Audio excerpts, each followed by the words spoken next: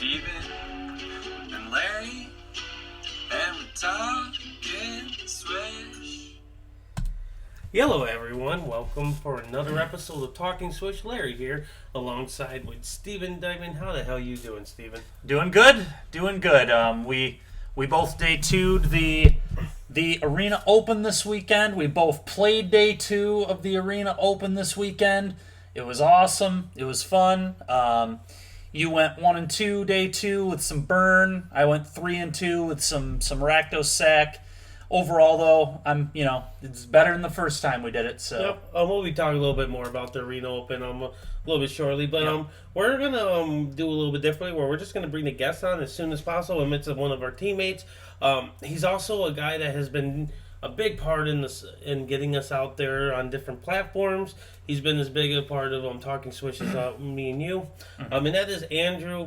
Pronounce his last name for me. I think it's like Wolfenstein or something. Yeah. He'll come in and change and correct me on my butchering there of the last name. But Well, yeah, without further ado, we're going to go ahead and bring on Mr. Andrew. Andrew, you there? Yep. All right, we are nice and live. First question. Steven's over here butchering your last name. First question. What's your last name? How do you pronounce that? It's Wolthuis. Good God. That's what I told him, and he wouldn't believe me. I said it was Wolfenstein. Close enough. I've heard it both ways. Oh, man. No, but that's... we weren't over here butchering your name at all. Just skip over to at least a minute into the podcast when you listen to it when it goes on this week. The very beginning isn't necessary. But yeah, Andrew, welcome to the show. We were telling people how I know me and Steven do these every week with different guests, but you've been behind the scenes actually doing a lot for the show itself, because we just got on Apple this week because of you. And tell us a little bit about what you've been doing on your side of the show. I haven't been doing much. I've just been uploading the podcast, making sure that certifications went through, so that we're able to, get it to as many people as possible. And Right. Getting to Apple podcast was a pretty big deal. Yes, Apple was huge. And I know you say it wasn't doing much, but actually it is doing much because I know a lot of people that we talk to that they would tell us at the very beginning, be like, hey, it uses a lot of my data to use YouTube, or I like to listen to things like this while driving. And being able to do that while we're on Spotify, Apple Music, things like that is going to make it so much more convenient. Probably is going to reach more listeners in the long run as well. Apple took quite some time. That was the hope, yeah. Yeah, that was the hope. So. Yep, and it's all small steps, and it's huge. We all do our parts to keep this train going. I know we've been pretty consistently releasing them on Fridays now. When paper returns, I know me and Andrew was talking about we're probably going to change that day because I know me when I do paper tournaments on the road to those events is when I actually like to listen to my podcast, and I'm sure I'm not the same. The only person that does that. Yeah, Friday drive-ins, that's where it's at. So. Oh yeah, I love to listen to podcasts. On Thursdays. Especially we do opens and stuff in Atlanta, Roanoke, things like that, and that's perfect. Now, before we get too far into this, let's talk a little bit about Andrew. I know Andrew, this is going to be a little self-brag moment for you. So let's tell us a little bit about yourself. I'd like to say I'm a pretty well-known West Michigan player. I'm known for playing really bad, teamer rug tiles and doing well with them, and playing a lot of robots and pretty much aggressive creature-based combat decks. Yep, I can definitely agree. I know the first time that I played against you was when you were on Affinity Robots, whatever you want to call them, which we'll be talking a little bit about in a little bit. So I know you did quite well with those. You even did well with most recently ninjas. The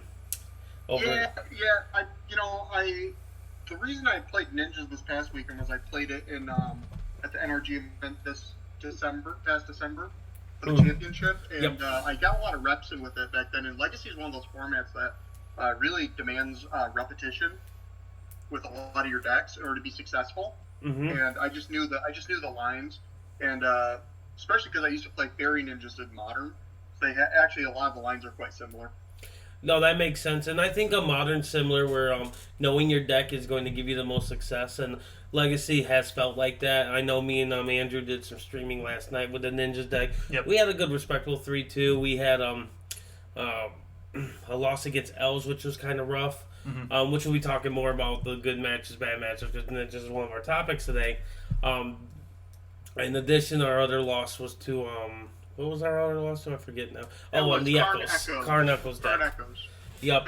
And I was thinking about that last night. I think we could have decided differently, but we'll probably be talking about that later. Yep, we are, and I was telling Steven a little bit. I was giving him a recap that we think our sideboard plan was a little loose. Yeah. We had some things that could have been better. Yeah. And like I said, we'll be getting more into that shortly. We were mentioning a little bit before we brought you on that we both did the Arena Open. I went 1-2 on day 2 as Steven went 3-2. We also have Raymond Perez Jr. on the team. He did a 1-2 on day 2 as well. And so did Dewey as well. Yeah, I think Dewey went 1-2 as well. Yep. Everyone kind of had the same record. But we got we pretty much get your 4K on gems back by winning 1 round on day 2. Yeah. Yeah, no, there's nothing to slouch out by to be smirched by making day 2 for that event. And you play against really good players. Yep. And it was just a good experience. My deck was it was good. I played Burn and I played against Mono Life Gain round 1, so I essentially was 0-1 right out the gate. I'm familiar with that deck. Oh yeah.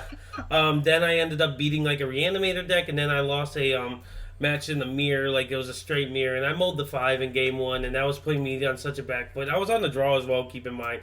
So so I did get a card back, but it was still tough because dealing with them, keeping a grip of 7, good reliable hand compared to my 5, okay. Not only did you lose tempo, you also lost cards because you mulliganed. So, and that's crucial in Burn the Sound Mirrors for how long I've been playing Burn decks. But no, I wasn't mad about it. I was very happy over it. I did take 2 bullets to make day 2, which is fine. I played Sacrifice in the first one. I had some weird Karn Grafdigger's Cage matchups I played in that event. Then I went 7-0 with Burn in the best of 1 format that Ray made with. Yep. That we got from one of the MPO members on Twitter. Well, he got it from, and then I took a gander as well, and I decided, hey, I only need like 200 gems to play another bullet, so I was like, I'll play 1 more. I'm not going to play any more after this. And I easily went 7-0 with it. I was like, okay. Then I just ended up playing it on the day 2 because I was comfortable with it. I thought the deck was good, and it was good. Yeah, I mean, I think the deck was perfectly fine. Classic. Was it the best thing to play? Probably not. No, I mean, here's the thing. Reclamation was the best deck to play. I don't think there's any other. If Reclamation was before the ban, I think hands down probably the best of 3 deck. That's my opinion. But it definitely wasn't what I wanted to play. I felt that the Rakdos deck was close against it. And that reflected in the tournament for me. I went 2-2 against Reclamation, and all the games were fairly close. Games where I drew well, I usually won. In games where I didn't draw particularly well, I lost. I had some, they had a couple times. One of my games was the classic. They mulled to 6, I mulled to 6. They kept 4 lands, Growth Spiral in a blink of an eye. I know this because I transgressed them or whatever, Agonizer Moors them. And then, they drew out of it, and that happens sometimes, Yep, that's magic. It's a game of variance. And yeah, there wasn't a whole ton, I could do in that specific match. And then another one of my matches, I maybe could have played a little better around them, top decking a Blast Zone. But it was hard. I was kind of just trying to go get as much damage out of my cat ovens as I could. But overall, I think, I think Burn was definitely a solid choice. I think Rakdos Sack was a solid choice. But yeah, so that brings us into the changes in the format now, I think. Before we do that, was there anything you want to talk about Arena Opens? I know you didn't play, Andrew, but Okay. what was your thought on those events yourself? Yeah, first of all, I think the Arena Opens are fantastic. I think, especially for people like Ray, who's got a really big, doesn't have that much time on his hands necessarily, and just be able to fit those games in. Yep. And kind of your own schedule is really good.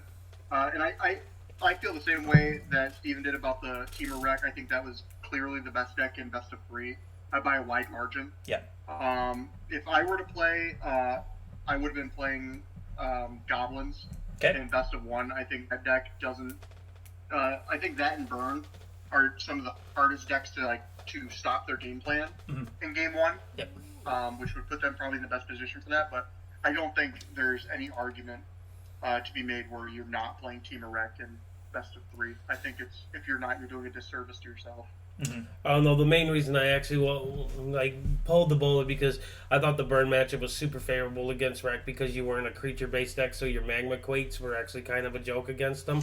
And that was the main reason I was doing it because honestly, 3 life from Euro is not going to be enough to really pull off the victory against them. That was the main reason I played burn. I didn't play against them, so I didn't come up, but I was confident that was going to be the case because I played Wreck in Standard many times, and that was the burn non-creature version of red decks are a clear favorite against the Reclamation builds. The creature versions are way worse against them. Yeah, I think our testing it felt pretty. If the matchup felt kind of close to me, the creature thing actually did still come up even in burn because Thermo Alchemist was kind of a dead card in multiple spots where we kept holding it and not even wanting to play it because we didn't want to get quaked. So that was a little awkward. But I get what you're saying for sure. It had a better matchup against it than some decks for sure. That was the case. Honestly, with our first test, if I would have played in the tournament, I was going to be boarding them all out. Yeah, because they were a liability. Yeah. Because I think, like I said, I think the best way you attack that deck is by just playing burn spell, and you're just racing their life total because they're also a very greedy deck on their mana base in addition. Yeah. So they have to be shocking and stuff to actually be playing something or they're going to die. Mm-hmm. A lot of times Euro's only gaining them 1 life. Yeah. So that's cool. But regardless, it was a good event. And mentioning of Reclamation, we'll be getting into that in a second. But let's talk about Wizards decided to come out of the woodworks and we're going to ban a few cards. Just a few.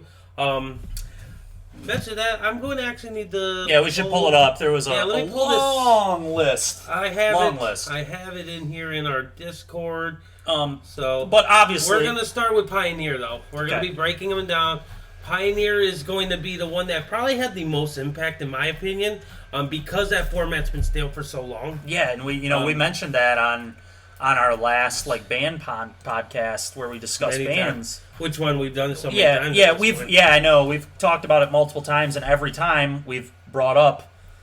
We never brought up Kethis, but I'm glad they did what they did. So there. the ban. I think that was a good safety ban. Smart. Yep.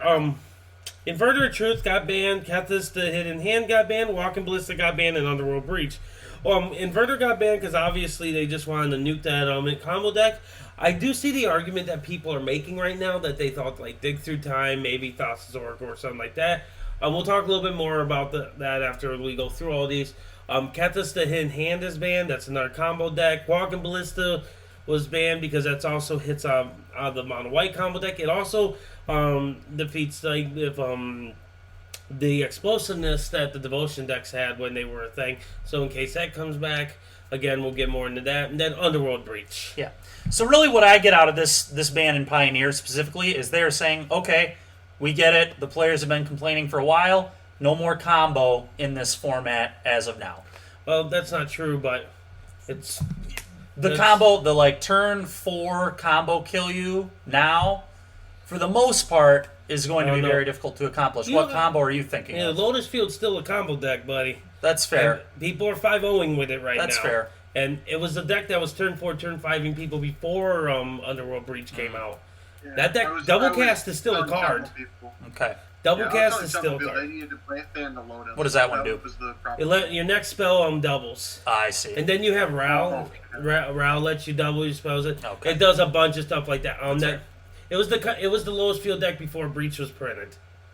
I know the deck because Ray played it. It's like I told you, it plays Omniscience and stuff like that. I see. It floats a bunch of mana. It takes Fate of Wishes. It's all in on 4 Dig Through Time. It does all that kind of stuff. That deck's real. But regardless, they wanted to get the main combo decks out of there. Did they forget a few, 1 or 2 of them? Sure, but I think they did a really good job. The reason they hit Kethis is because they unbanned Oath of Nissa. That is specifically why they banned Kethis, because Kethis is going to be a problem if they didn't. They unbanned Oath to put some diversity in the decks that are in the format. Walking Ballista, like I said, I think it was just a safe call because that way we don't have to worry. If Devotion comes back, it doesn't have that so fast kill, that super busted. Not only that, it's also just Ballista's a really kind of a silly card, just a colorless thing that you can put in any deck that does direct damage to creatures or players.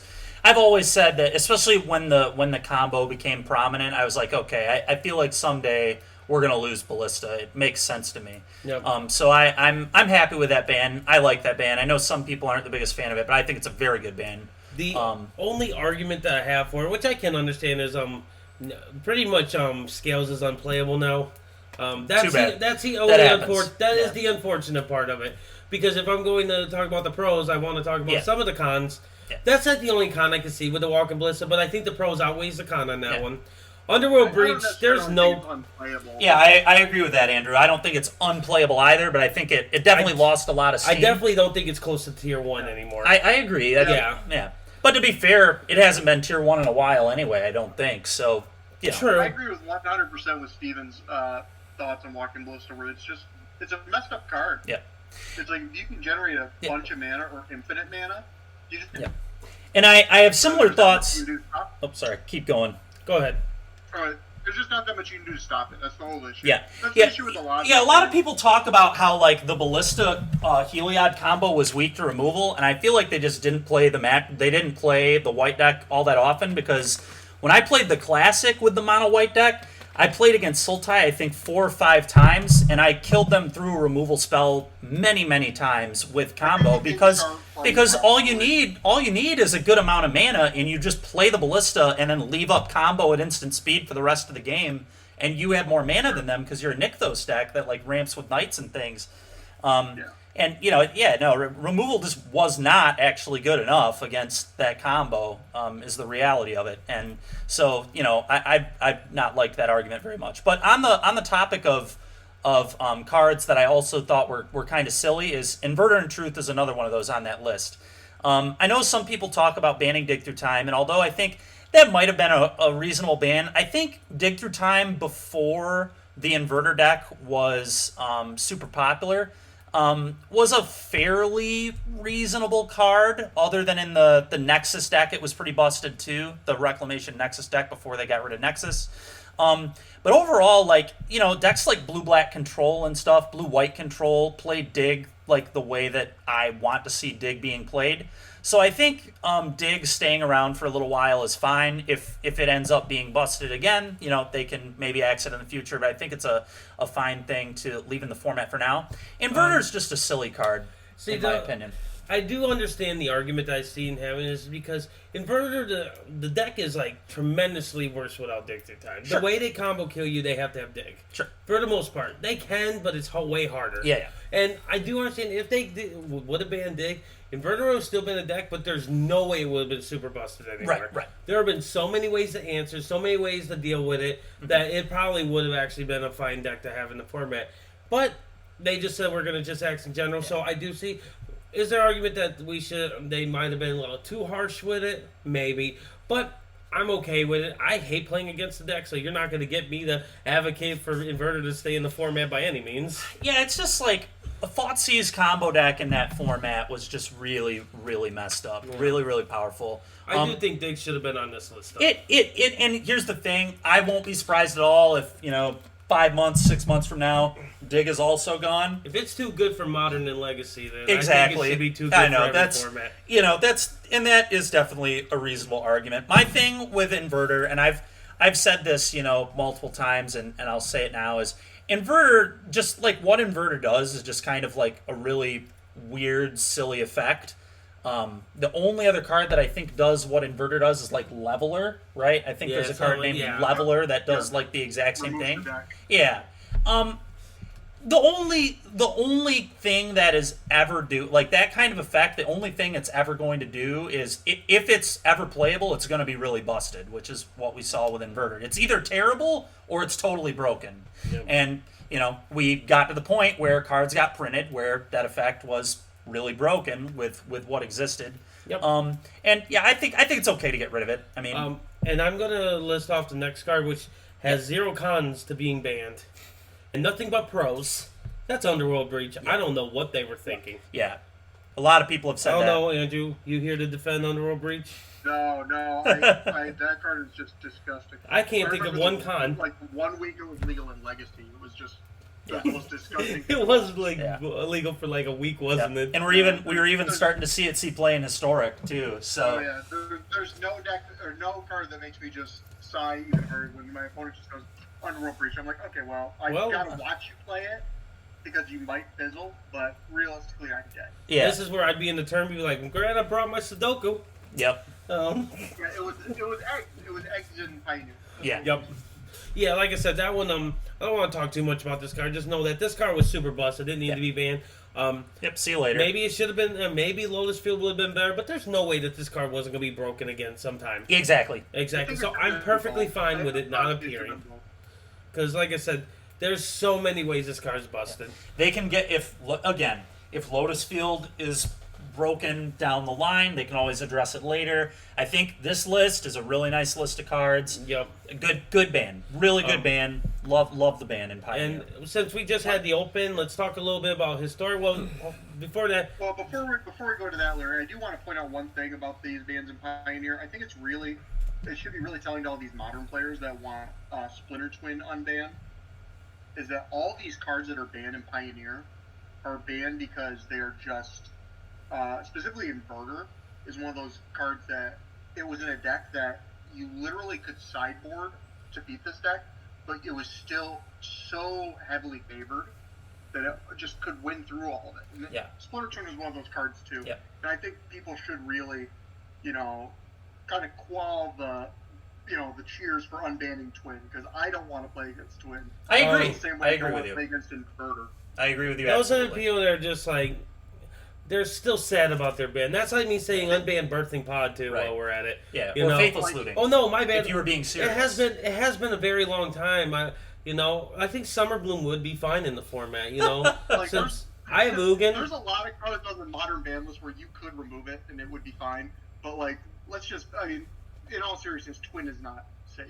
Yeah, It's the not a thing- good card, or something. The thing is, like, these combo mid-range decks, in my opinion, they just lead to a lot of not the most fun games of Magic, in my opinion. Like, I like the grindy mid-range games that happen when there are not combos, and the threat of being comboed and having to play around the combo, thinking about the combo all the time. There are definitely some cool things about like the varying sideboard plans and things that people do with like taking the combo in and out and stuff. But overall, like, it's just it leads to some really, really big feel bads, especially for new players.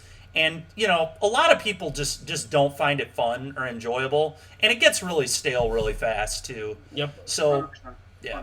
I agree. Was that about everything that we want to talk about Pioneer in general? I just want to make sure that we do get everything out. The one thing I want to say about Pioneer is there is a few things that might be a problem based off the early results, but I think that I'm a big advocate. Everybody knows I'm already not a fan of bans, so Yeah. let's not like make a 10-card ban list. Yeah, it's way too early. But Let's wait a few months. We Let's got see what a lot of happens. I will say, Safe. Niv looks pretty good, buddies.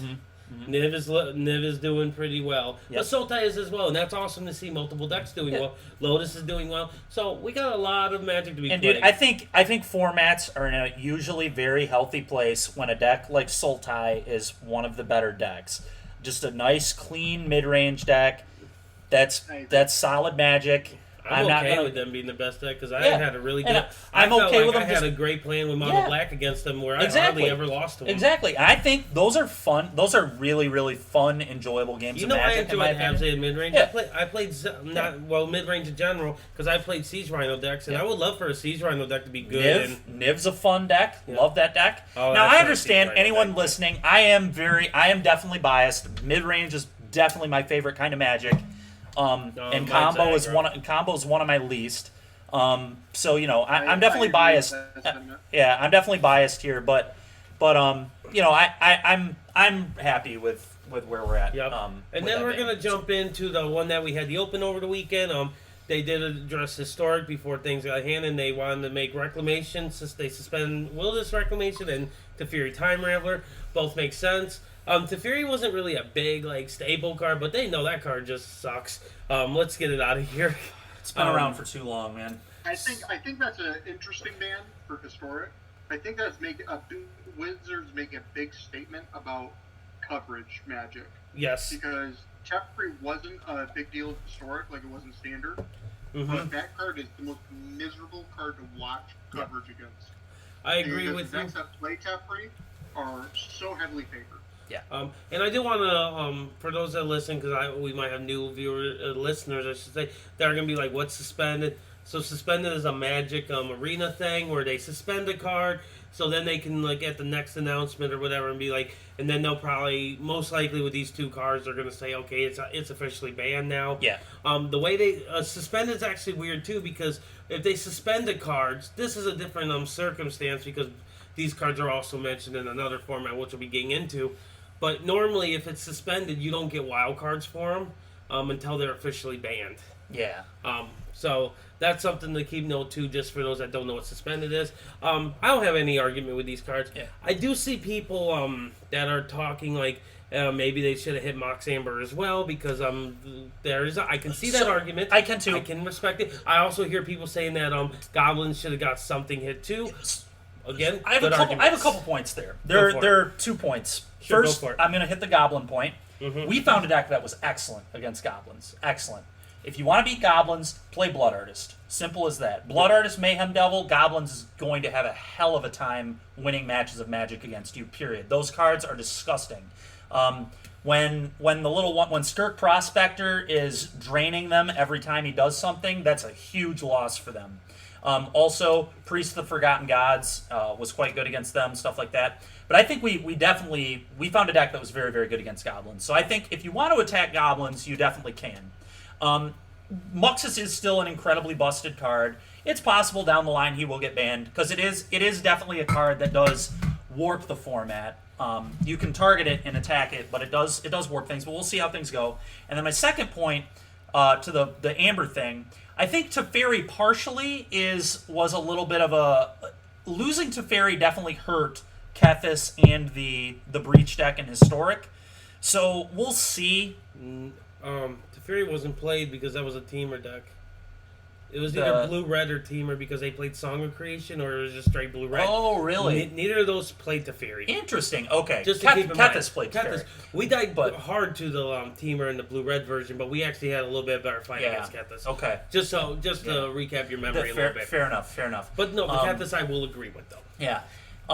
In testing, the only Song Creation deck we ran into is that stupid Cheerios deck. Yeah, that's what I was talking about. Like, yeah, Cheerios. That's the Song of Creation one. Okay. Yeah, because they just draw their whole deck. I see. Do the yada yada. Yeah. Mox Amber, yeah. Underworld Breach. I think Teferi definitely hurts the Kethis deck, so we'll see. Amber is still incredibly good. So's Underworld Breach. It's possible that down the line those cards could get axed. Historic's card pool is so small, so I don't know if Breach is.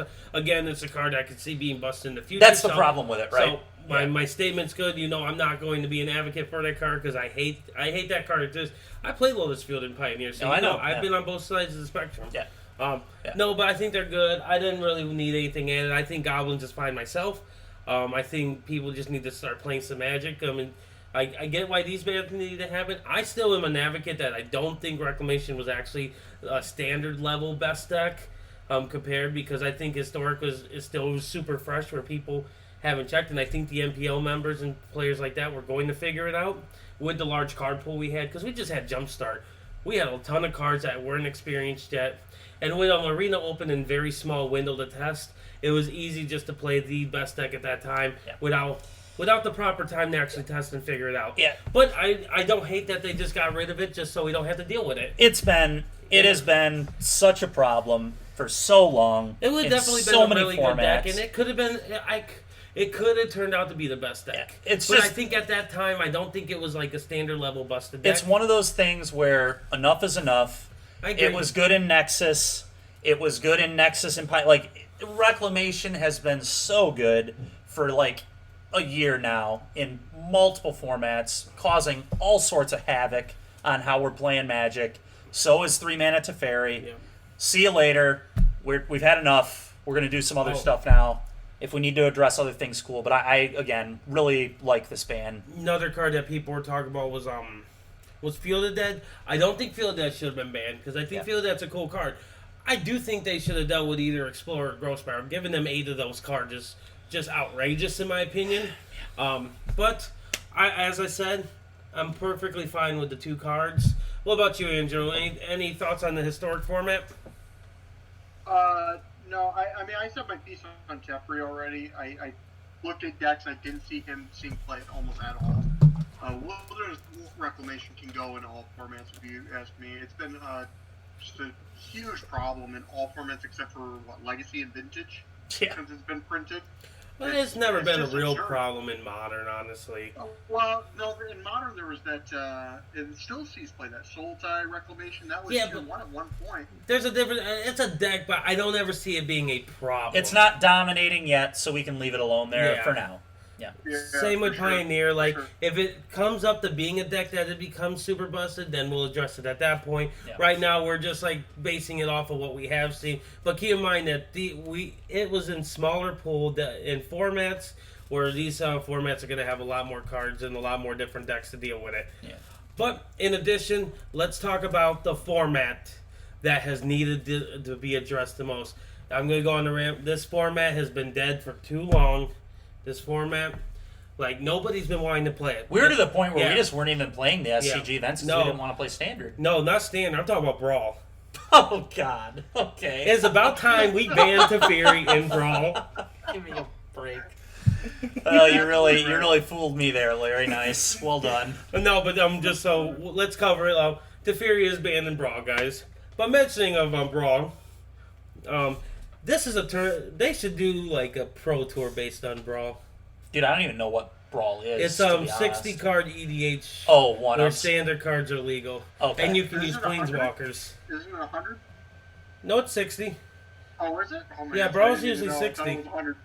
No. You know how hard it is to build a 100 card singleton when you have rotation and standard? Sure. Actually, a good deck, you'd have some cards, but they wouldn't be good. No, Brawl, they banned Teferi. They also, for those that know, they had an announcement today where Rune Halo is banned. Makes sense because you can just be like Rune Halo, name your general, go. Because Brawl is a typical. It has a lot of 1v1 matchups. Yeah. So that's. But no, let's jump into the real one, and that's the standard format. This format's been stale for a very long time. Yep. And it's been based around multiple cards. One being Growth Spiral. Yep. And then there's another card that came in the same set. Ravnica Allegiance has been the starting downfall. War of the Spark really didn't complement it at all. That really didn't help things. But Growth Spiral Reclamation are officially gone. I don't know if anybody's watched the PT finals, the PT for when they had the multiple PTs over the weekends. There was a splash of Team of Reclamation, I hear. One or two of them. Yeah, if you consider over half of the field percentage-wise being Reclamation, that might be a few. Yeah. No, but yeah, like Steve was saying, I've been the advocate that Steven he's been talking about the SCG events, and everybody knows I love grinding Magic. I was like, I don't even want to play because I have to play Standard. Yeah, it's not fun. It was not fun. Yeah, why do I want to play? Yeah, there's no, literally no we were interest. both. You mentioned that. I was like, ooh, yeah, you're right. I kind of don't want to like, play anymore either. I had no interest. I'd rather grind ladder. Yeah, we'll go play Moto and play PTQs of Modern or something. Anything else, please. Yes, anything else. Yeah. And that's a problem. Those two cards have just been running rapid. And Growth Spiral was just annoying because it enabled all these green decks. You got that complement this, complement Euro, especially. When you look at the bottom three, Growth Spiral, really, when you look at two of these, Growth Spiral and Cauldron Familiar, there were not many other decks that were not playing Cat Oven or playing Growth Spiral for the past 6 months or whatever. Very few decks. Yep. And then the only deck really was mono red. Mono red, mono green, but if you throw Cleave on that list, you lose mono red and Groll.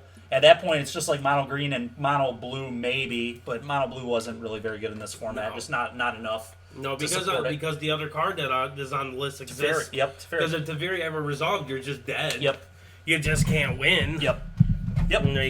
It was just Teferi isn't the right band. That should say War of the Spark. Yeah, Nissa, goodbye. That should exactly what it said. Yeah. I don't know who woke up in the middle of the night on the design team be like, you know what? Planeswalkers are so busted. Why don't we make them even more busted with static abilities? Yeah, man. I don't know what they smoke. Yeah, War of the Spark was, it was it was an interesting idea. Whoever came up with it, some of them are whatever. Like some of the static abilities that aren't ridiculous are like kind of cool, I guess. Narset is really, really good, but at the end of the day, it's fairly reasonable compared to these other ones. But yeah, Teferi is just, dude, it totally changes how you play Magic. It just like takes one of the fundamental like elements of the game and removes it, which people joked around a lot that like when people both had a Teferi in play, you're playing Hearthstone because no one can play at instant speed, so you basically are playing Hearthstone. You're just playing on your own turn. And it's just really not cool. Not people are sick of it. And literally the only reason Conjure Familiar wasn't banned because it was busted or anything. It was banned just to try to like open the format up. That is because literally Familiar is not going to be good that good of a card like post rotation. Probably not, honestly, because you lose so many of the tools with it. Yeah. That it would have been a cool card still. Yeah. It was been really good synergy, but the busted level, no. Here's the thing. That again is a safety ban because again that card has been so good. The Witch, like even before people figured out Jund was the thing, green black was a thing for a minute where they were doing it like Midnight Reaper, Yeah. And the thing is like. Yeah, it was going to lose a lot of tools, but it definitely restricts, I think, card design, and it could have just been really good again. So again, they just said, you know what, enough is enough. People are sick of this. Let's just say no more.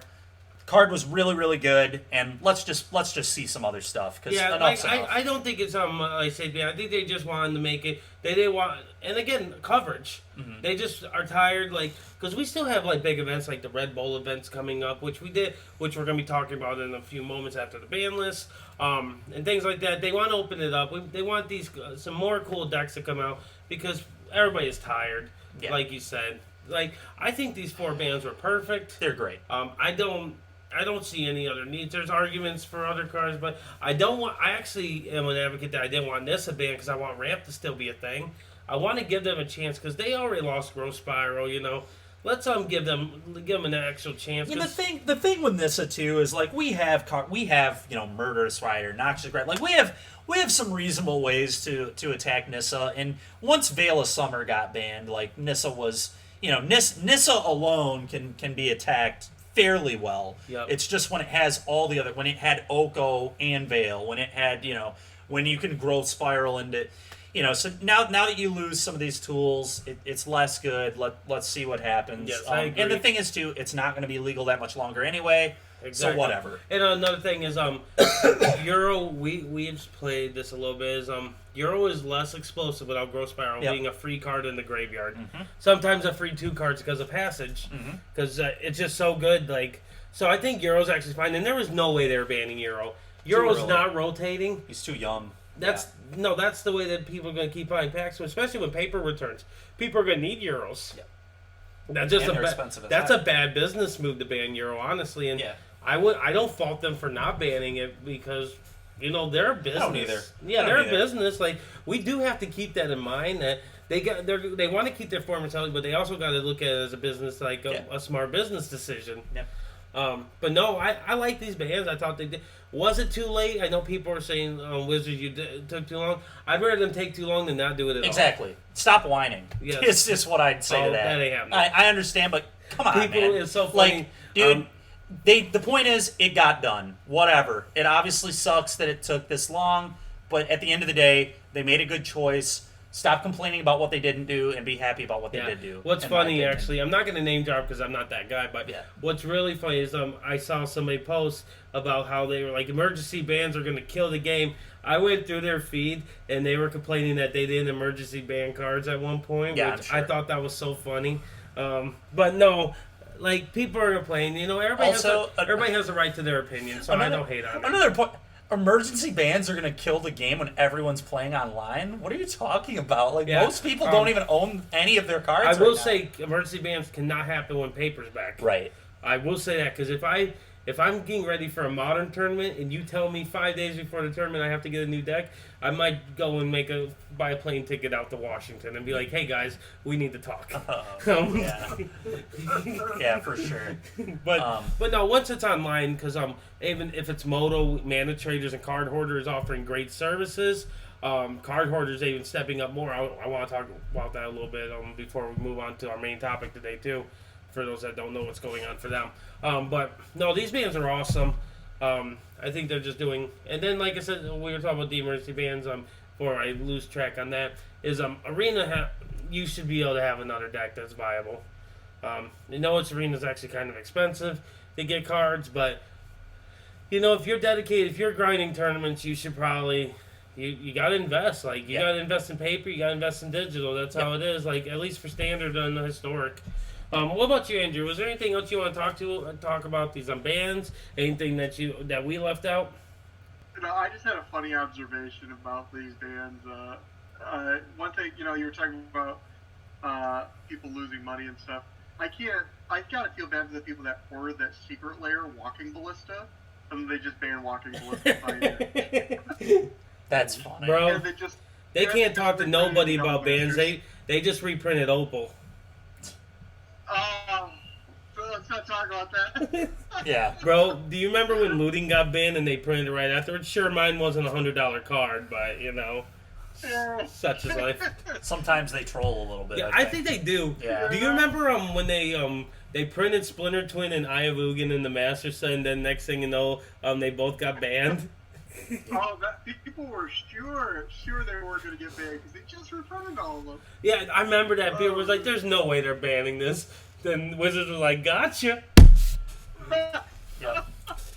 But no, those bands, I really enjoyed the band list. I know, which is a rejuvenation for us, especially for Standard, because there's actually... We were so excited. There's a Red Bull event this weekend. I'm so excited to keep playing all week. And we get to play Standard this weekend. And it feels awesome. like a fresh, new format, and it's always so nice.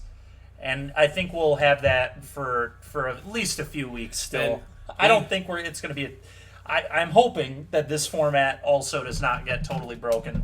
But as of now, it looks, I'm really excited to do streaming tomorrow and Friday and play the event on Saturday. Yep. One thing about this I do want to mention is that this Red Bull event, normally at 3 a.m. our time, it's at 7 a.m. this week. So much more normal.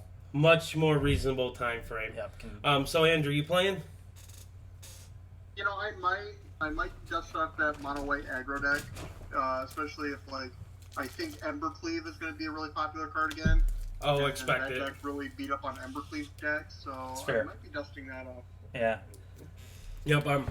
I know. I'm predicting that it's going to be a lot of adventures. Yep. And a lot of aggro, and I think I want to be on the aggro side spectrum because I don't know if you guys. I played a lot of Team Adventures. Have y'all played that mirror? You want to talk about a nightmare? That is one of the most nightmare mirror matches I have ever played. I believe it. And you know how confusing it is when you both have clovers, right? You both have a million clovers. They go Bone Crusher Giant or something, and you respond like borrow. You start doing all this. You got all these triggers on the stack. It's a little bit easier on Arena, but it's just a headache. That sounds in really paper. Annoying. It was a headache. Yeah. It sounds annoying as shit, man. Yeah, no, I can what see. I would do. Every time I would play it in paper, I tap one of the clovers when I resolve one of the spell copies, because if not, I get confused. It was like Reclamation when you float mana in paper. Yeah. No, but I'm probably gonna be on the aggro side of things unless we discover something. I do need to. Again, I don't really like the Elementals mirrors either. Like they're not super fun to me. Those mirrors really feel like it's like a I need to draw better than you opponent kind of thing over I need to be better than you kind of opponent thing. Yeah.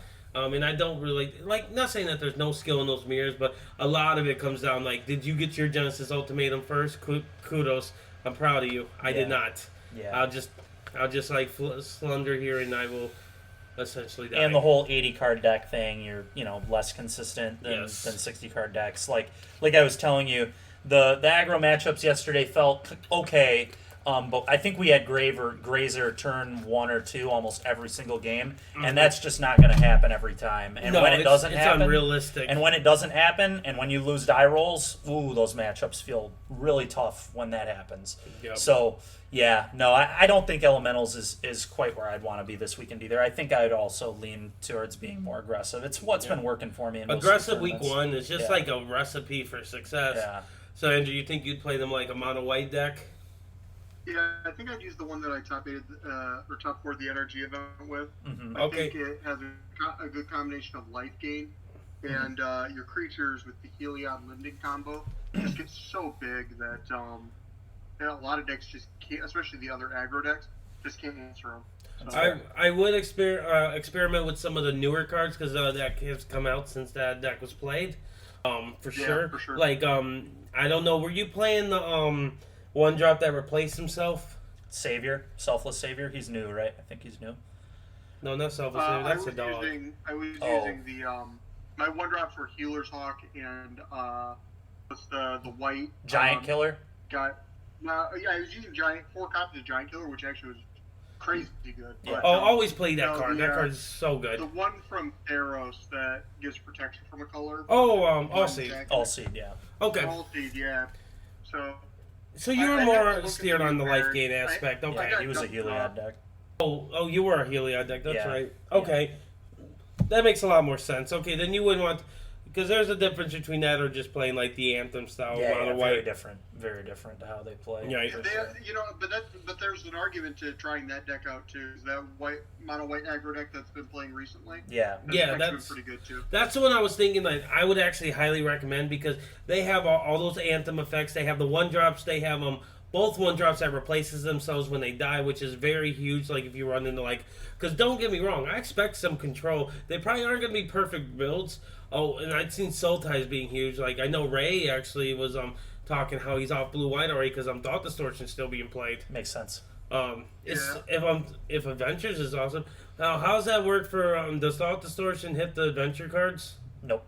No, because remember they're creatures first and foremost. Okay. They're only spells when they're on the stack. That's right. I got it backwards. When I know we talked about it last night.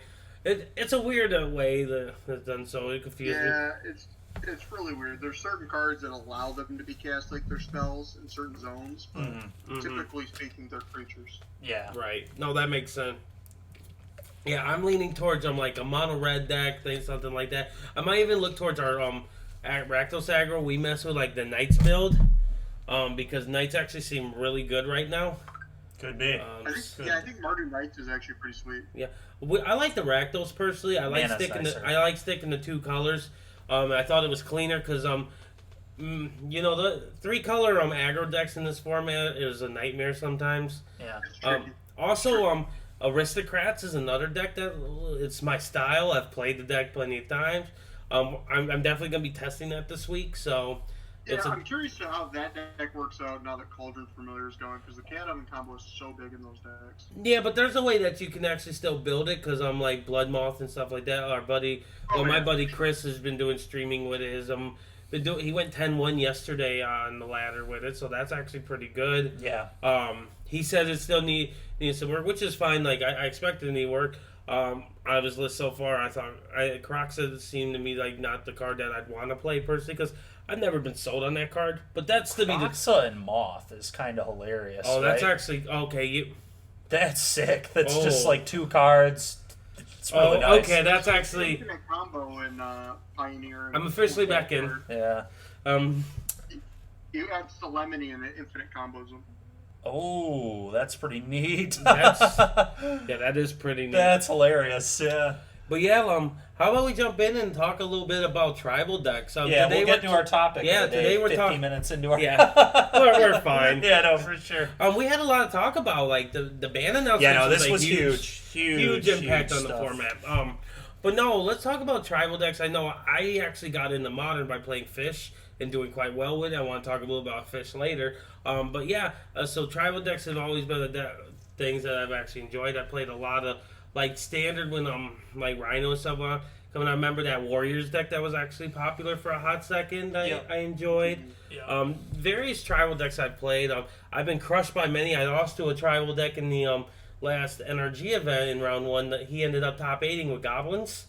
The guy you were in top 8 with, Andrew. That deck was sweet. Goblin Lackey's a card, dude. Yeah, I was gonna say. So turn 1 he played that. I realized I had no bolt in hand. Then turn 2 he played Muxus off it, and I died. I actually showed Steven a screenshot where the guy had a 1/1. It was on like turn 5. He drew 6 land, and he no longer had a 1/1. He had a million. So Yeah. it was cool.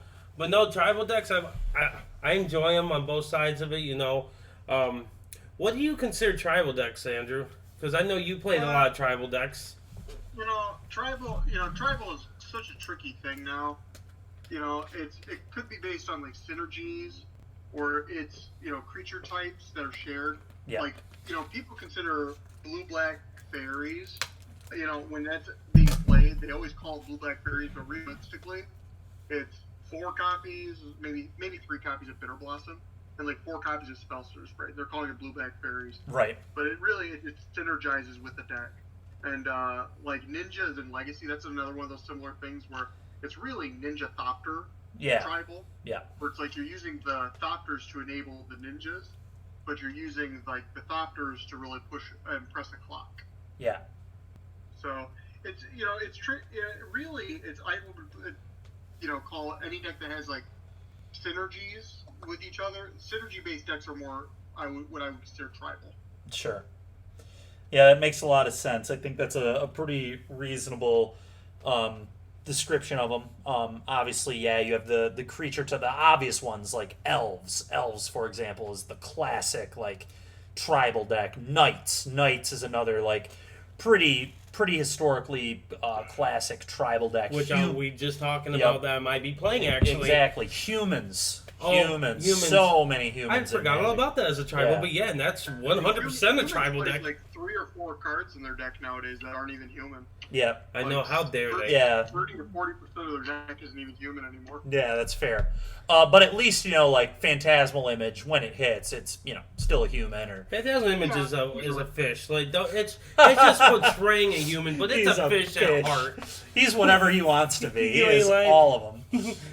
Sometimes I copy my opponent's stuff. Champion, Yep, sometimes it's an etched champion, exactly. Oh, yeah. I Phantasmal Image my opponent's creatures. Oh, yeah, sometimes you gotta. I Phantasmal Image Primeval I remember Titan. my Dutch opponent got me to like 5, and I was like, hey, no. I was like, that's mine.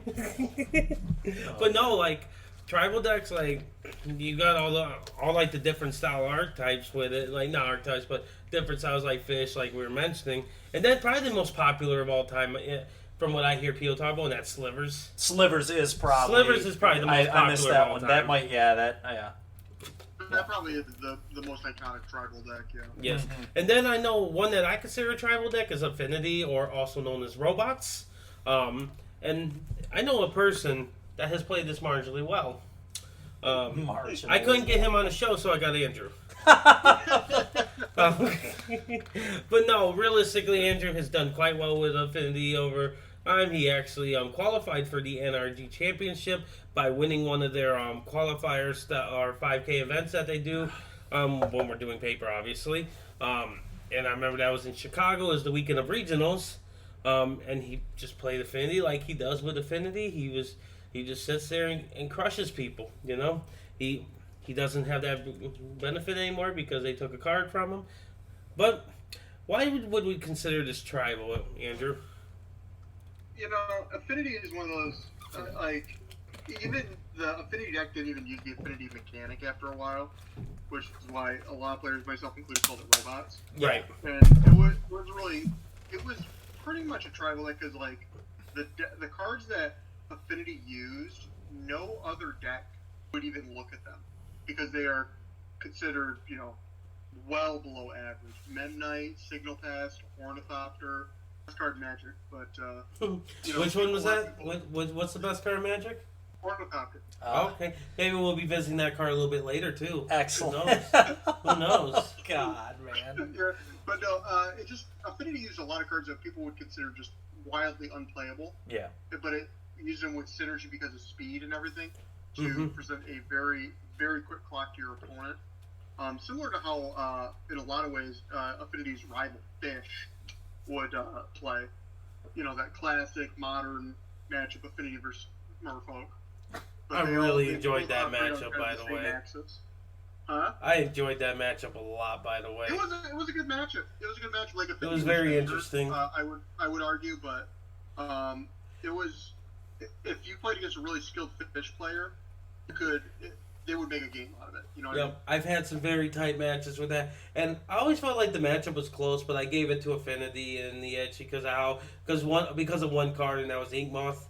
That was hands down why I gave them the edge in the matchup. Because most of the times if I lost quick against them, is because of that damn card. Makes sense. I personally thought like Ravager was the card that kind of buried Fish.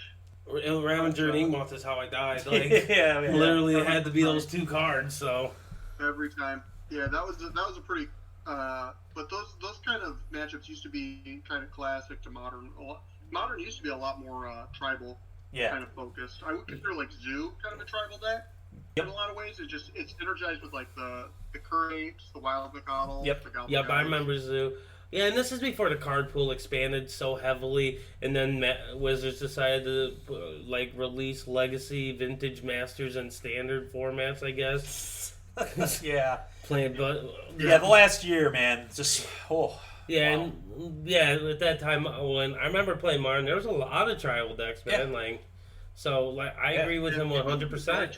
Yeah, Zoo, Jund, Fish. Yeah, a lot of these decks were like very real decks, and a lot of fair decks because Affinity, it was super fast, but that was a deck that if you want to hate it out, you can really hate it out. Of course, good Affinity players usually are primed to play against the hate, of course. Yeah, just like every deck you play is going to have hate if it's like a top deck. Like I was a burn player for a long time. Like if you want to hate that deck out, you can hate it out, but if you're a good burn player, you just have to adapt to it. Yeah, and the same thing.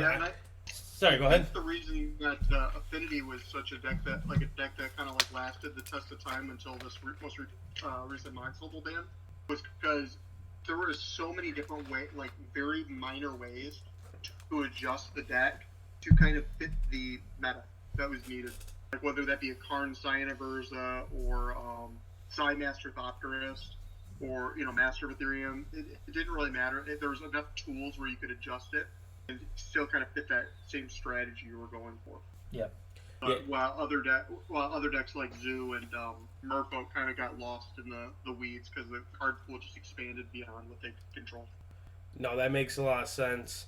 I know when we're talking about Affinity, I know we're gonna just call it robots because that's what it primarily is.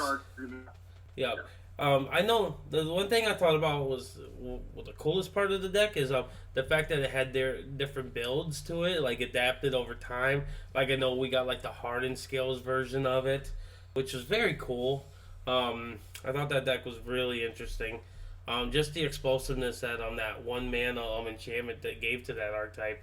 Because Ravager with hardened scales I hear is pretty good. Is that deck still playable? Are people still playing that? That deck is actually very playable now. Yeah, that's what I thought. Right now, since nobody's using Artifact Kate. Yeah. And what the Ozolith, is that the new card? Yeah. I forgot about that card. Yeah. That card's real. Yeah, I think I've seen people posting a little bit about it occasionally. That card's I thought it was still super real, playable. Yeah, we were getting messed up by it. There's whispers about that deck constantly. It's one of those decks that I think you give it when Paper Magic comes back. Tournaments are starting to fire like constantly again. You're gonna see a major event taken down by scales because people just aren't ready for it. Makes Similar sense. to how like Affinity to take down a tournament, people just took out the Stonies. Yeah. Yep, and I can actually see that. That makes a lot of sense. Was there any other actual forms of robots besides the basic classic robots and hard scales Affinity? Yeah, well, there was different variations of it. There was like I was saying, I did a Psymaster Thopterist build when I went to the Star City Games Invitational. It was pretty unique. You used a lot more zero drops and stuff to kind of utilize Psy. But you could do like a lot of interesting stuff like Pia's Revolution. I did some testing with that back in the day, where you could perform an infinite lock on your opponent with Pia's Revolution and Archon Ravager. Okay.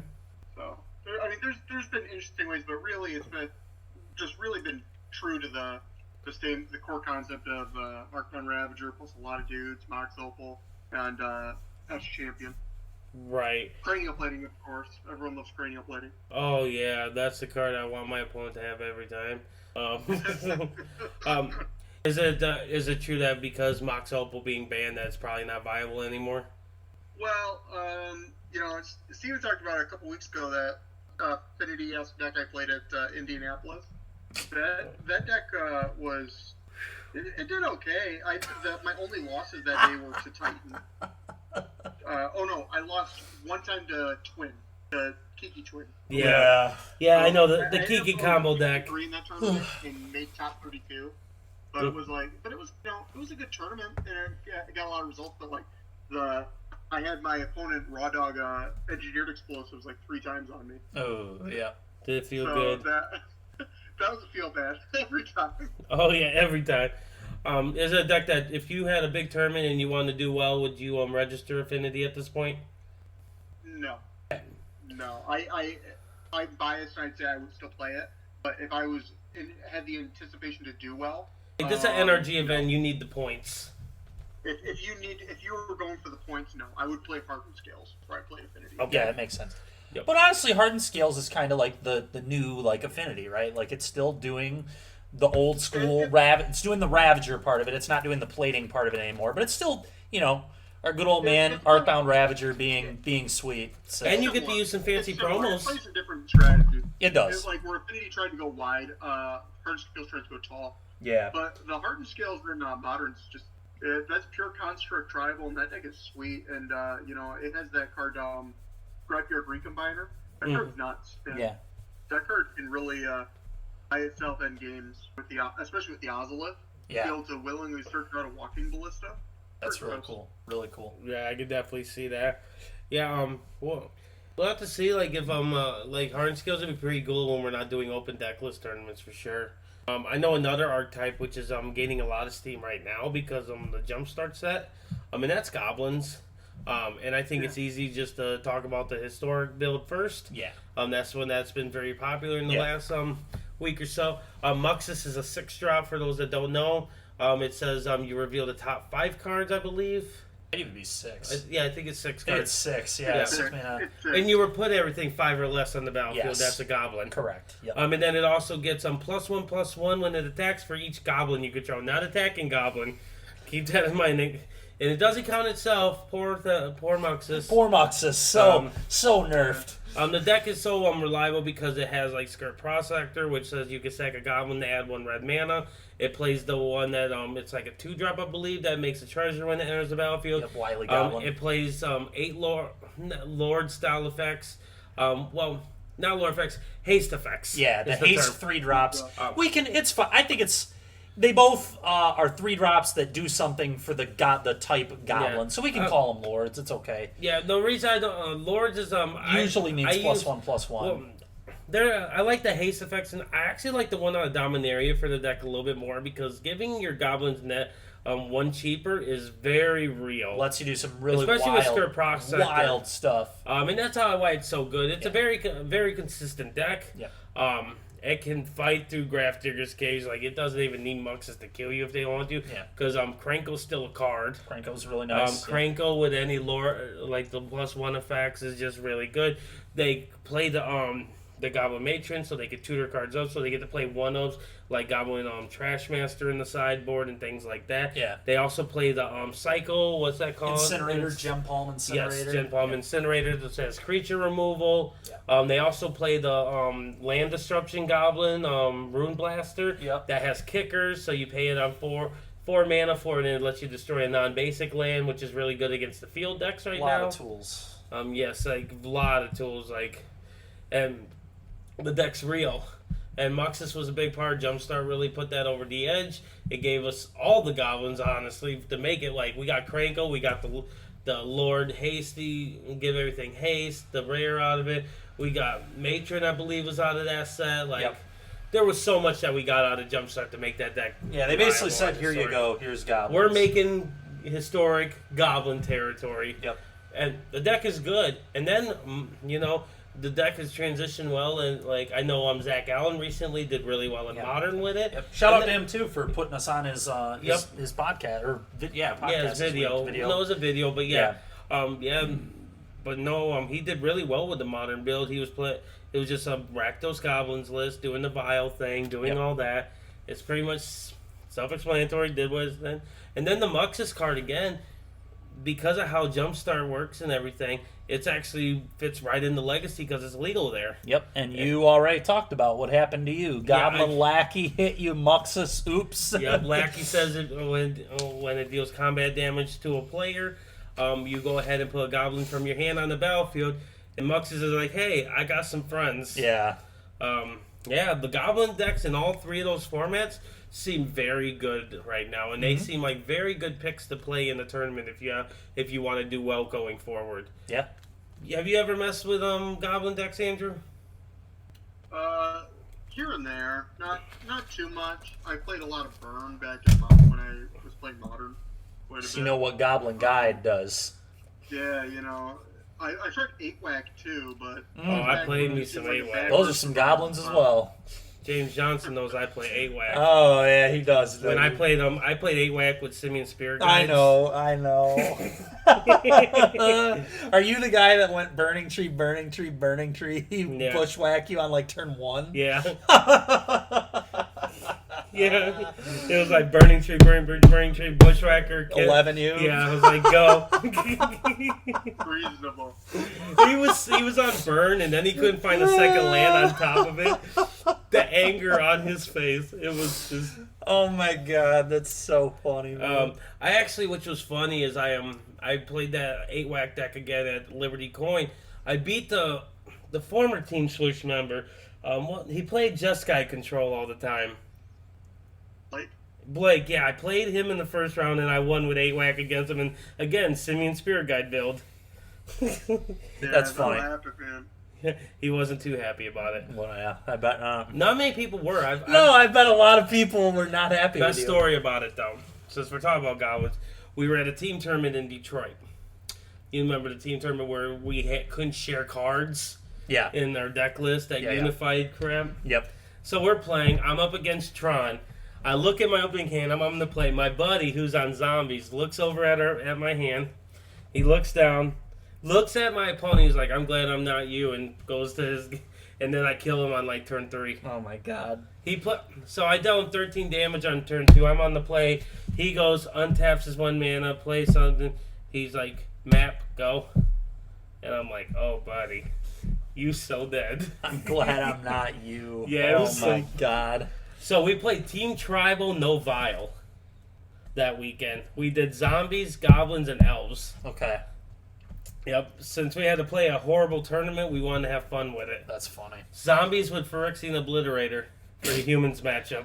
Jesus. It was a good time. Oh, we almost day 2'd with that. That's cool. Yeah. That's a cool story. But no, Goblins, like, there's so many ways you can build the decks too. Like the 8-Whack version, you can play like the Vile version. And then in Legacy, Goblins is like control. Yeah. And people forget that deck seems like aggro, but they control the game really well. Yeah, the whole point of that deck is control the board, and then, now you just Muxus them at the end of the game or whatever, or whatever you need to do. But yes. Because you can control the board, just have a lackey in play. Yep. No, so good, so good. Yeah. And usually they're Rakdos as well, so they get some really good sideboard tools. Yeah. I know a deck that it's a tribal deck that's not like that has like the longest history, but has recently been doing very well, and that's Legacy Ninjas. Yep. And I don't know, but recently it's starting to pick up popularity. I believe it's like number 2 on the MTG Goldfish tracker right now in the metagame. Yeah. And I would have to say Andrew had a little thing to do with that, because honestly that deck went to being like a meme where people thought it was a joke before the energy event. Yeah. And then it's starting to turn where people are wait a minute. People are winning challenges, they're top 8ing these events. This is still a Ponder, Brainstorm, Force of Will deck that's just doing a different Delver thing or a different like Death Shadow thing. Like, you just are playing different threats, but it's the same core. Yeah. So. And last night we did a league, and we 2-0 Teamer Delver, 2-1 is a Delver, 2-0 Teamer Delver. It's good when you're beating those. That's a good sign. If it's a deck that's beating, and we were beating them in pretty convincing fashion. Yeah, I believe it. Really convincing fashion. Like, there was a lot of turns where we'd be like, all right, draw 3. Like, and I forgot how Changeling works, and you get the draw triggers off of that. Because whenever a ninja. Sure. Is there a card in there that says whenever a ninja That's deals what the damage? ninjutsu guys say. Oh, okay. Well, I know Ninja... Is Ninja the Deep Hours in this deck? That's the only Ninja that I really know, to be honest. So basically, what the Ninja deck is... So think Ninja the Deep Hours, but on 2 cards that are just better.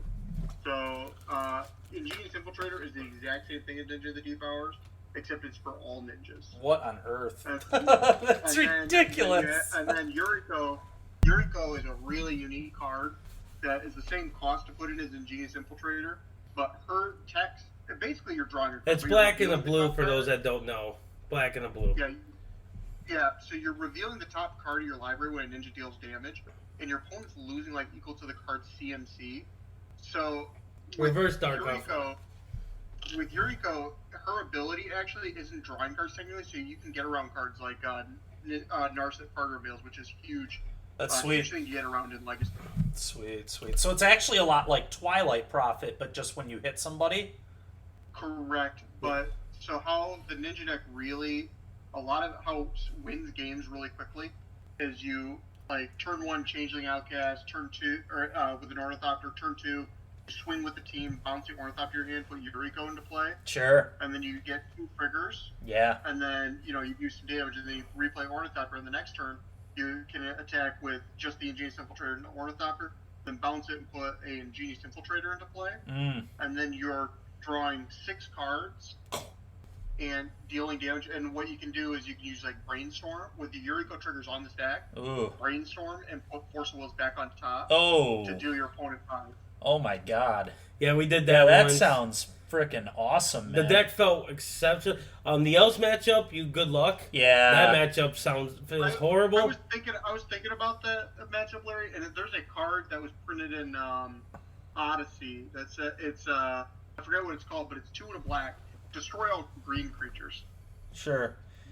I mean that would probably be a good response to Elves, because Elves is just a problematic deck for it deals well against spot removal. Yeah. Yep, I agree. I also think that the deck should play an additional Plague Engineer in the sideboard since Elves matchup felt so horrible.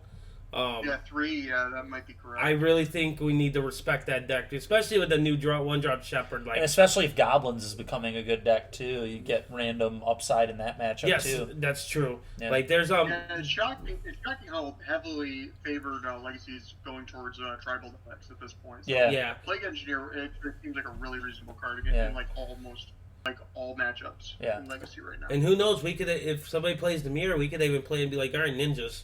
We're gonna beat you this way. Oh no! You name if you play the mirror. Pro tip for anyone who wants to play ninjas or is playing against ninjas: when you play Plague Engineer, always name Servo. Okay. Oh yeah, because of the retrofitter. Retrofitter Foundry starts by making servos, so you shut off the Retrofitter Foundry, and Changeling Outcast is a servo. Yeah. Yep. Okay. So with Changelings? Doesn't that die to every single thing that you name with them? Yep. That's hilarious. Yep. That's what I thought. I just wanted to double check. All types at all times, yeah.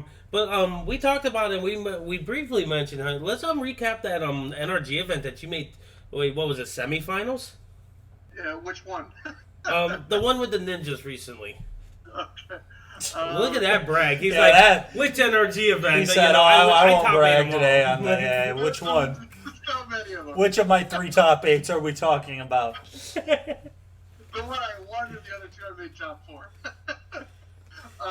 No, but so the ninja deck, round 1, I'm trying to remember. Round 1 I played was widely considered a really bad matchup for fair decks, which is Eldrazi. Yeah. Eldrazi Stompy. They played Chalice on 1. Worthy of mention is that ninjas still enter play. I don't need to cast them. I can just attack you. Yeah. Just put them into play. Yeah. So, long story short about that match, it was game 1. I ended up getting 2 Yuriko triggers on the stack, and I Force of Will and put 2 copies of, I Brainstorm and put 2 copies of Force of Will on top. To 10. To 10 her and kill her. And then game 2 was close. I think No, I ended up winning that 2-0. I cast a copy of Back to Basics, and then I had no clock, so she was able to draw her way into casting in All Is Dust. And then I responded on my following turn because she's tapped out, obviously, by casting a second copy of Back to Basics. Oh my god. so she wasn't playing any cards anytime soon.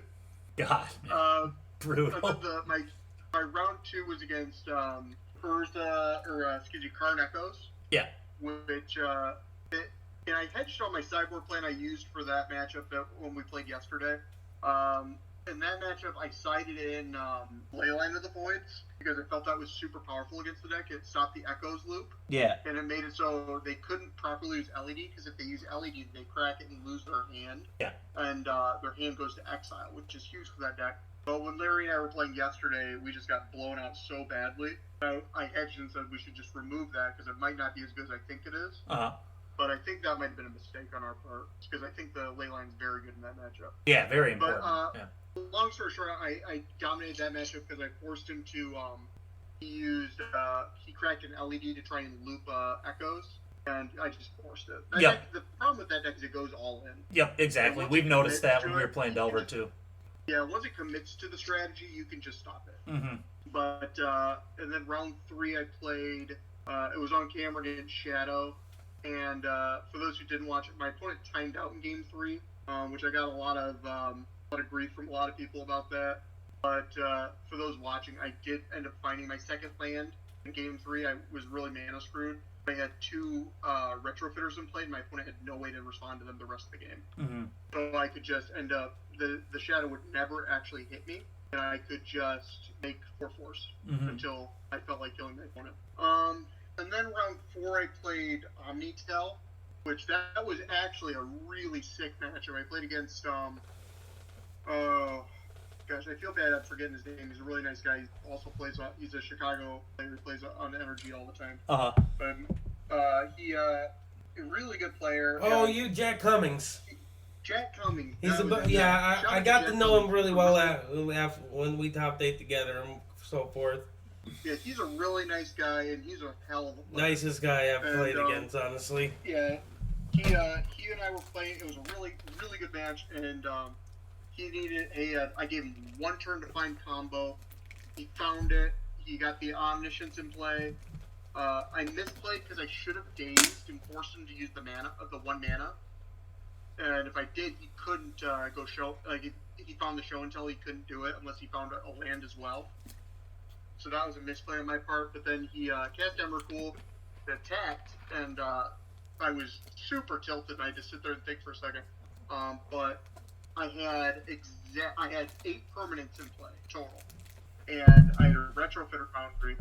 So and my opponent was at 8 life. So my only line was to sack my Changeling Outcast to make a 4/4 construct, and then sack my board, leaving 2 4/4 constructs, and hoping my opponent basically just didn't have another Everpool in hand or Grizzlebrand, and he did. So wow, that was a really close matchup. I was at like 2, like I said, exact lethal. But no, shout out to him, awesome player, really fun game. And then round 5, I got the pair down, so I had to play my 5th round where I should have been able to double draw. And I played against Ad Nauseam Tendrils and Leyline of the Void games 2 and 3. Nice. So that's pretty. I mean, Leyline of the Void kind of shuts down the Storm deck pretty good. I think game 2 he ended up winning because he was able to just had enough cards in hand where he could just hard do the combo. Yeah. Get Xaxes on me. Yeah. But game 3 I applied. I did turn 1.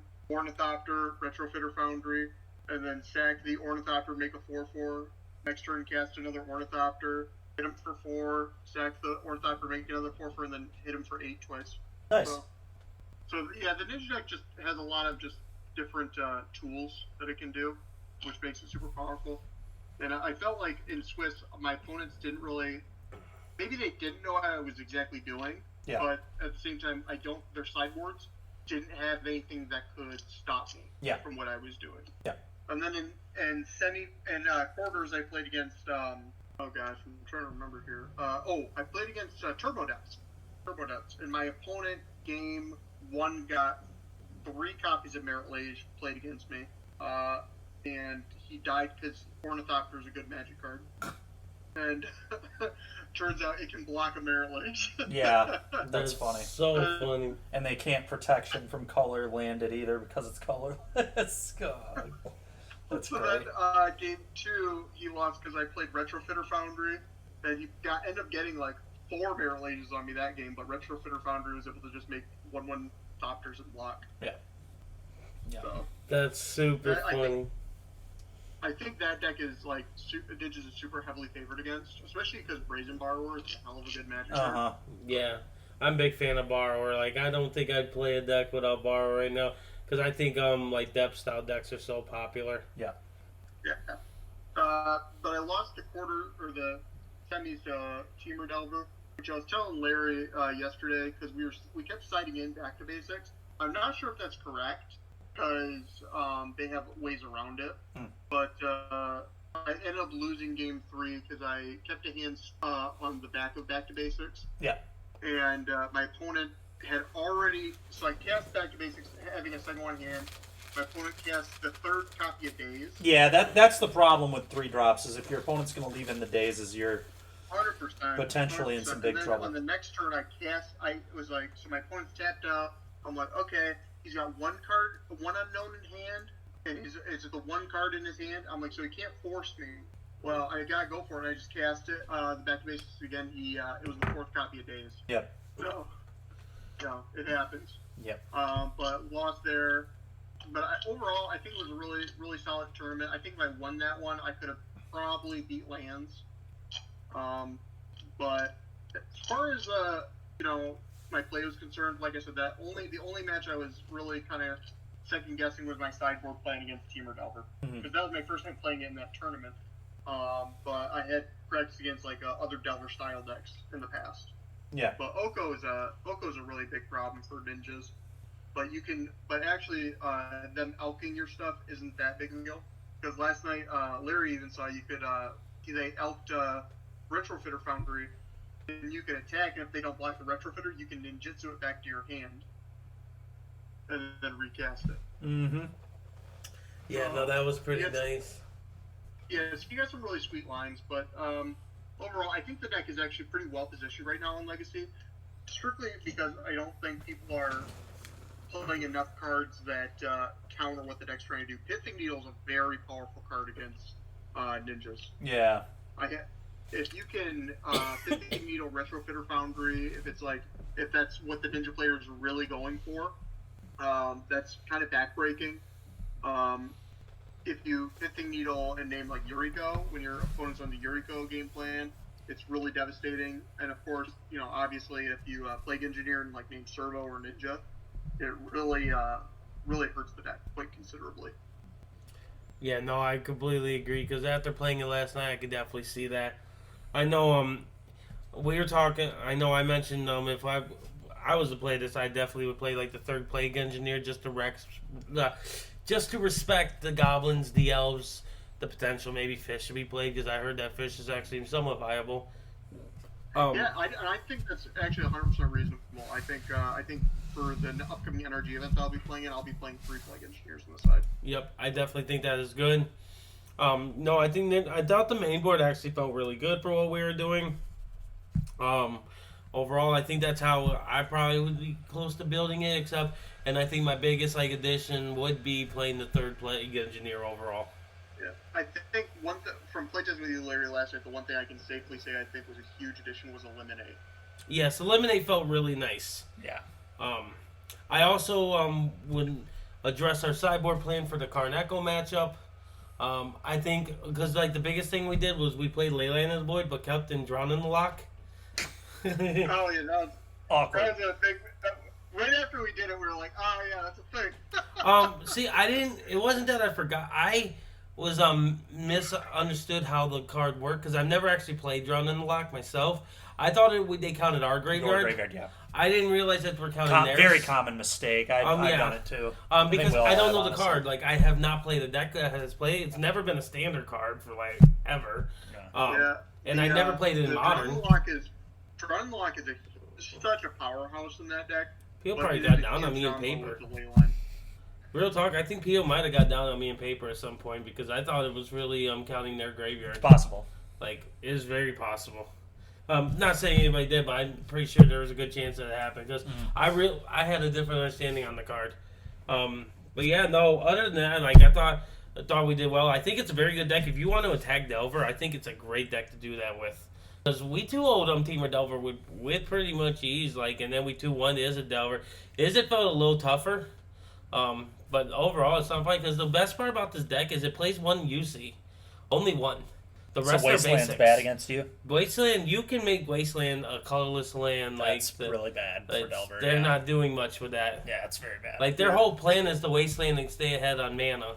Yeah. Or the complement What was really days. about that match we were playing yesterday was they played Oko, their best card on us, every single game we played against them, and it wasn't even close. Yeah, it never felt like we were worried. We were like, there's so many times they played Oko, and once they had to play Oko and turn our Retrofitter into a 3/3, so Oko was going to die immediately. And literally, the mess up part, it was the correct play. Yeah. And then I believe that was the game that we ended up bouncing it back to our hand later in that game, too, and replaying it. Makes sense. Just ninjutsu it. What's really cool is we didn't get to do it, but I can imagine, like, bouncing Borrower back to your hand for a ninja. Yeah. And then being able to utilize that Borrower petty theft again sounds awesome. Oh, yeah. Yeah, that line never came up, but that's a pretty relevant line. Yeah, no, I was telling you right before we started, I was thinking about it. Yeah, especially against depths, it's really good. Oh, I can imagine, like, against it. And I like Borrower in general in the deck because a 3/1 flyer, that's a clock. Because how long has Delver been a reliable win con in Legacy? Long time. As long as I've known. Yeah. So if a 3/2 is going to be good, I think a 3/1, because usually anything that's killing a 3/2 kills the 3/1 anyway. Yep.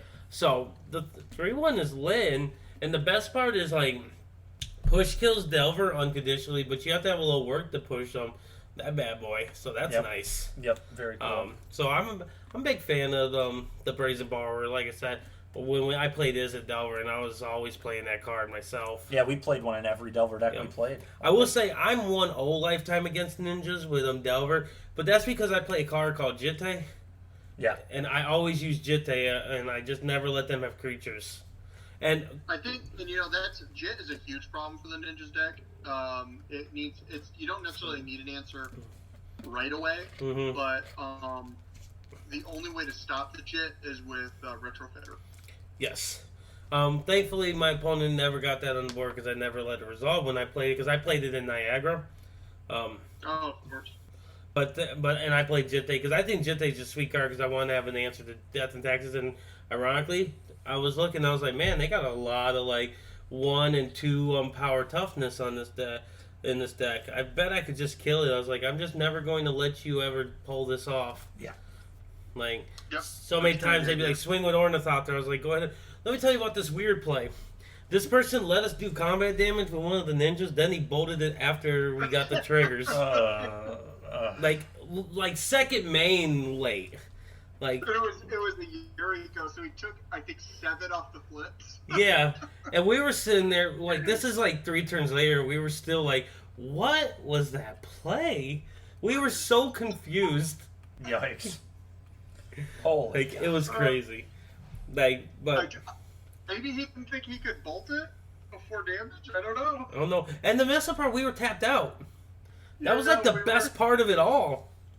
Like, I didn't understand, but people do things crazily, I suppose. Yeah.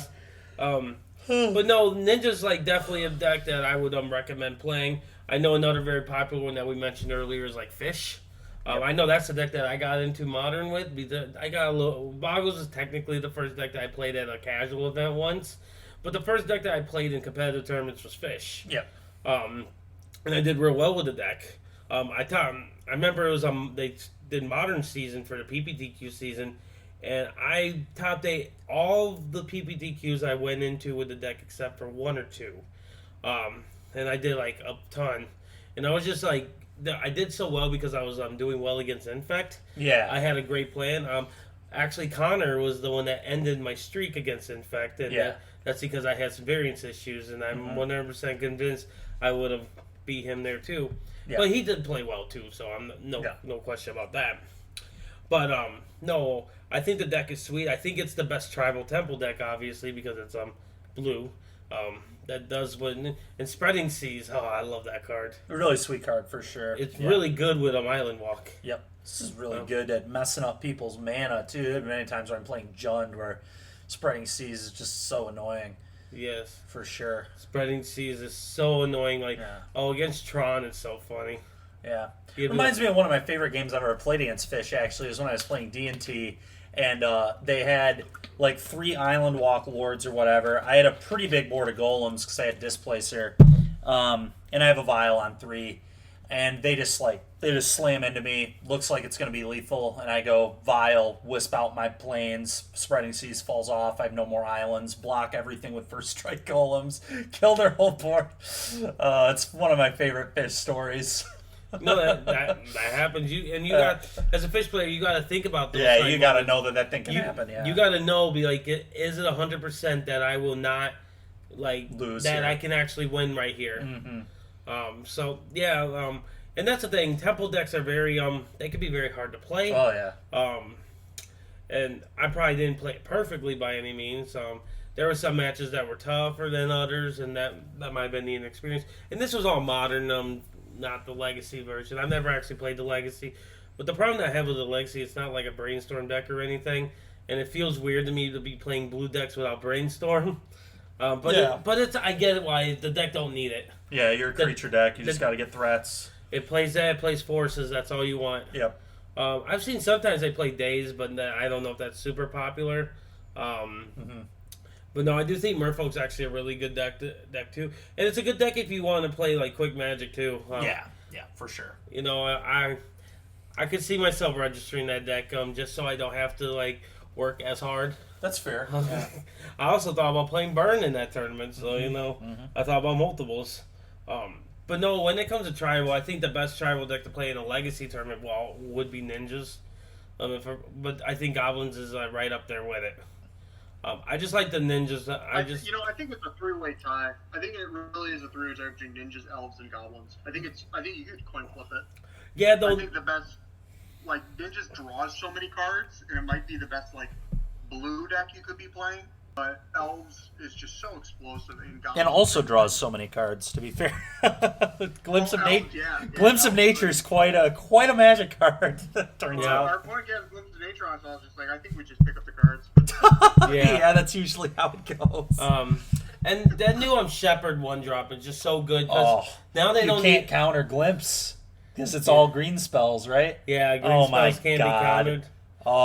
Between that and Cavern, counter spells are so bad against them. And that's all you can hope for against Glimpse too, is to be able to counter it. Because if it resolves, they're going to draw so many cards. No, I guess with Ninjas you bring Narset in.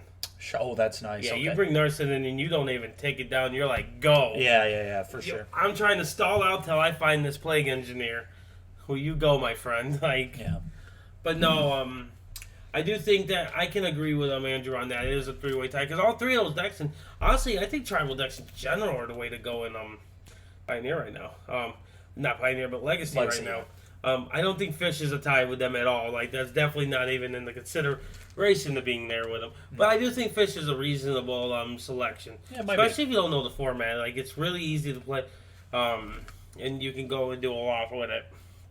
Other than that, I do think Elves that card deck is just so explosive, man. Yeah. I don't know. Was there any other Temple decks that we didn't mention that you guys can think of offhand? Not really. Because I think those are the main stake. Slivers is always one that appears here and there. They're usually lower to the ground. You don't usually see the big Mamma Jamma Slivers by any means. They're usually a Vial deck, and they're usually just very aggressive. Yeah. They typically play one copy of what's the one from M15 that gives them all indestructible or something? Yeah. Yeah, I know what you're talking about. Is that Queen or Overlord? No, it's neither. Hive Lord. Hive Lord. Yeah, yes. Hive Lord, yeah. Yep, you're correct. Yep. They typically play one of those as their top end, and I think they sideboard. I don't think they sideboard to the Lord, but the Slivers is just so weird. You couldn't pay me to play one of those decks because I would look at my hand and be like, I could have keep. I don't know what it is. Well, let's hope it all falls into place. Yeah, I have faith in the slivers. I died. Damn you, slivers! Like, they all do something. Yeah. Right? like I thought flying was good enough. Yeah. I think if it has slivers, lands, and vial, you keep. Is that the role? I think Probably. it's the role. Modern, if it has Coco. Um, Pioneer, it's technically, you could try slivers there too. Oh, that sounds horrible. Oh man, Whetstone. It's too bad Whetstone's not here for this. He made me watch a league of slivers. I remember Oh, that. God. That deck looked so bad. It was horrendous, man. It was so awful. It might have been Luris slivers too. God, it was awful. That's the kind of videos they make you watch at Guantanamo Bay. Yeah, probably. No, but yeah, I definitely like tribal decks. I know World Beat streaming some tribal decks. I know we got the ninjas from last night is up on our Twitch page. So for those that want to go and check it out, we went 3-2. Like I said, if you want to watch how to play against Delver, which realistically, Teamer Delver's the best deck. It's definitely the most played. Yep. So I definitely would recommend that people go and check that out. I don't know if I'd say Team Delver's the best deck anymore, but like I think people just love Delver. And they're just gonna play Delver. It's like I said, it's definitely the most played. Maybe there is argument that it's not the best deck. For sure. Yeah. But it's definitely the most played. And we'll have to see. And then I know I mentioned that we got the videos up on Twitch. That's because we're doing streaming on Twitch. Yeah. Monday, Wednesdays, and Fridays. I know me and Steven are getting together. I'll do additional streaming with other people because I play a lot of Magic. Yep. But we're doing that usually. Right now, that plan is 5 to 10.